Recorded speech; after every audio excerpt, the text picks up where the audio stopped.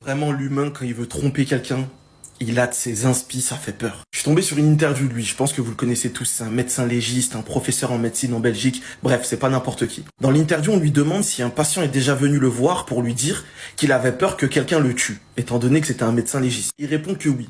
Et il raconte une histoire de fou. C'est un homme qui vient le voir, qui est marié et qui a un enfant de 4 mois, qui lui dit, docteur, souvent, les soirs, je m'endors devant la télé, mais c'est des sommeils pas normaux. C'est très très profond et pour me réveiller, c'est super galère, faut me bouger dans tous les sens. Et en plus de ça, quelques heures après mon réveil, je me sens pas bien, genre. Le médecin, il trouve ça bizarre. Il lui dit, est-ce que ça arrive à quelqu'un d'autre dans la maison, à ta femme ou à ton bébé? Il dit, non, ça arrive qu'à moi. Il lui dit, est-ce que tu manges la même chose que ta femme tous les soirs? Il répond oui. Il lui dit, est-ce que t'es sûr? Il dit oui, après il réfléchit, il dit, il y a juste le café que je suis seul à prendre. Le médecin, il dit, ok. Il dit, est-ce que c'est toi qui prépares ton café?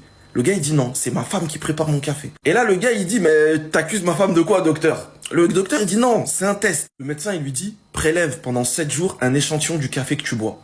Et note les jours où tu t'es endormi profondément et dis-moi à quel échantillon ça correspond. Et je vais analyser tout ça. Au final, il s'avère que les jours où il s'endormait profondément, sa femme mettait du Valium dans son café. Mais pourquoi? Pour ramener son amant.